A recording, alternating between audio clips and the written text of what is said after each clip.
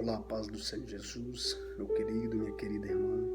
Quero deixar uma palavra abençoada ao seu coração, uma palavra de correção, de exortação para os vossos corações. Ela se encontra no Evangelho de Jesus, conforme escreveu Mateus, capítulo de número 23, o versículo é o de número 23 a seguir, que vai nos dizer assim: Ai de vós, escribas e fariseus, hipócritas, pois que dizimais a hortelã, o endro e o cominho, e desprezais o mais importante da lei, o juízo, a misericórdia e a fé. Deveis, porém, fazer estas coisas e não omitir aquelas. Condutores cegos, que coais um mosquito e engolis um camelo. Ai de vós, escribas e fariseus, hipócritas, pois que limpais o exterior do copo e do prato, mas o interior está cheio de rapinas e de iniquidade. Fariseu cego, limpa primeiro o interior do copo e do prato, para que também o exterior fique limpo. Ai de vós, escribas e fariseus hipócritas, pois que sois semelhante aos sepulcros caiados, que por fora realmente parecem formosos, mas interiormente estão cheios de ossos, de mortos e de toda a imundícia. Jesus aqui, ele está falando abertamente aos escribas e aos fariseus, que eram os religiosos da época.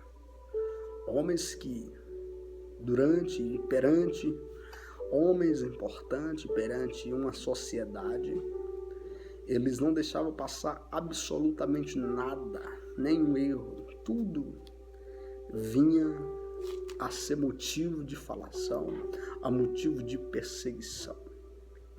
E esse é um dos principais erros dos escribas e dos fariseus.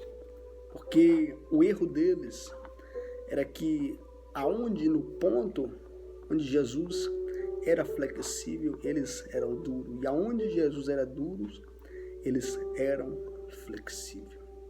Eles, por sua vez, perante as pessoas, perante a sociedade, acusavam, apontavam. Mas no oculto, no interior, tinha vários e vários pecados dentro de si. Nós observamos que quando nós vemos uma igreja por nome de Laodiceia no livro do Apocalipse, a gente percebe que Deus, ele não vai em momento algum apontar erro, apontar pecados, né? Porque em ambas as ocasiões era uma igreja que ela quase não tinha tantos pecados a serem apontados. Porém, faltava algo. Com os fariseus também era da mesma forma, porque eles atuavam de forma que perseguiam os pequeninos, perseguiam os pobres, perseguiam aqueles que queriam verdadeiramente, de fato, entrar no céu. Só que o problema deles é que, por ocuparem uma posição, por serem chamados de doutores da lei, por causa da veste que vestiam, por causa da oratória que era incrível, né? Por causa de que não faziam isso, não faziam aquilo perante as pessoas. Porém, o coração estava cheio de ódio, o coração estava cheio de amargura. A palavra de Deus vai nos dizer lá no livro de 1 Coríntios, capítulo de número 13, que ainda que nós falássemos ou falamos a língua dos homens, se não tivermos amor dentro do nosso coração, seremos como o bronze que soa e como o sino que tine. É só isso e pronto, acabou. Mas se tivermos amor. Seremos compassivos, seremos pacientes uns para com os outros. Não seremos o tipo de pessoa que quando alguém entra na igreja, primeira vista, abraça, apoia, estende o braço, dá a mão, fala que se precisar, estou aqui. Mas passa-se 2 ou 3 anos, aquela pessoa começa a criar raízes espirituais, começa a criar raízes ministeriais. E por um deslize, essa pessoa ela chega a cair. Quando ela cai, logo eu aponto o dedo a ela. Isso é papel de fariseu, porque não está tendo mais misericórdia, não está tendo mais amor. Que evangelho é esse que estamos vivendo, meus queridos?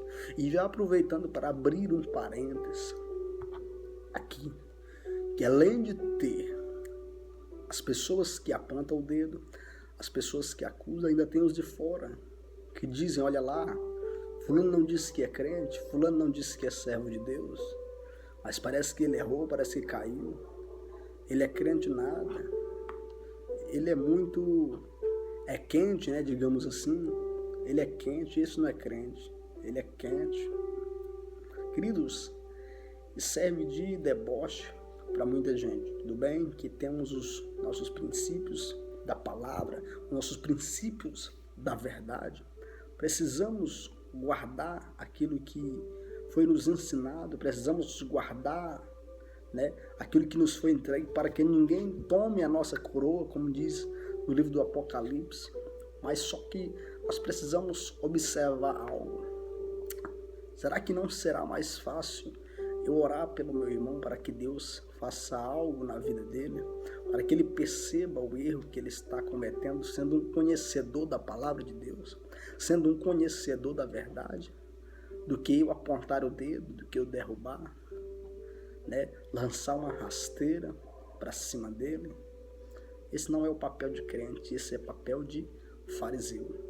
Sem contar as pessoas que não conhecem a Deus, sem contar as pessoas que sequer elas oram antes de dormir, sequer agradecem a Deus pelo dia que amanheceu para elas, né? Pela misericórdia de Deus, sem que sequer agradecem pelo ar que elas respiram, mas estão prontamente a abrir a boca para poder falar de um servo de Deus. Aqui vai um recado de um servo de Deus, de um pecador como qualquer outro. Para você que é ímpio, para você que não serve a Deus, para você que não conhece a verdade, né? Porque se conhecesse, seria liberto. A palavra de Deus nos diz, conhecereis a verdade e a verdade vos libertará. Talvez tenha muitas coisas que você precisa, necessita de ser liberto. Algo dentro de você que precisa que você se liberte. Seja um vício, seja uma depressão, uma crise, né, forte de ansiedade, que precisa ser tratada, que precisa ser olhada de perto. E esse alguém que consegue cuidar é somente o Espírito Santo de Deus. Não há ritual, não há alegria momentânea, não há prazer nenhum que preencha o lugar que Jesus precisa ocupar. Esse espaço, esse vazio é somente Deus que pode preencher aí no seu coração. Não adianta querer colocar outras coisas do mundo, outras coisas que vêm e vai, que hoje está presente, logo estará ausente, que hoje tem de monte e logo irá acabar. A presença de Deus, ela é real, ela é permanente para quem quer ser feliz, para quem quer descansar em Deus. Ele vai nos dizer no livro de Mateus, se não me falha a memória, Mateus 11, 28, 11, vai nos dizer que ele veio, eu vim para que vós que estáis sobrecarregados, buscai alívio, né? Ele vai dizer, vinde a mim todos vós que estão sobrecarregados, e eu vos aliviarei, eu lhes darei descanso, lhe darei descanso para a vossa alma, Porque o fardo dele, o fardo de Cristo, o fardo é leve e o jugo dele é suave para você poder carregar.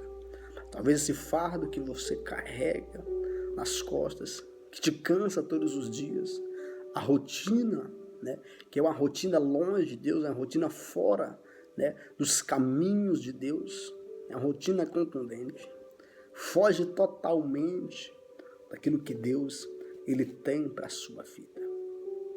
E aí às vezes você se pergunta, será até quando eu irei viver dessa maneira? Será que até quando eu irei viver vegetando?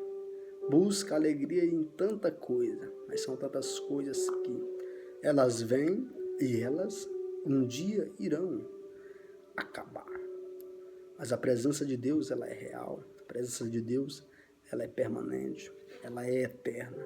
O próprio Deus vai dizer para a mulher do poço, se beber da água que eu der, essa água se fará em você uma fonte inesgotável de água e jorrará para a vida eterna. Ou seja, quando você entrega a sua vida a Jesus, quando você entrega a sua vida a Cristo, você passa a parar de beber dos poços e cisternas imundas que o mundo oferece e passa a beber da água da vida. Quando você entrega a sua vida a Jesus, você abre mão da migalha de água que você pega pelos punhos, sabendo que aquilo ali que escorre pelas suas mãos, aquela água que escorre pelas suas mãos, é a sua vida indo, passando na frente dos seus olhos aos poucos. E você abre mão daquilo para poder festejar, para poder receber um vasto e grande oceano que Deus ele tem a lhe dar. Um oceano que ele já conquistou, um oceano de água viva, um oceano de águas infinitas, de águas que não se acabam. É essa água que jorra para a vida eterna. E aí, às vezes, além de não entender os mistérios, os preceitos, a vontade de Deus, às vezes você ainda é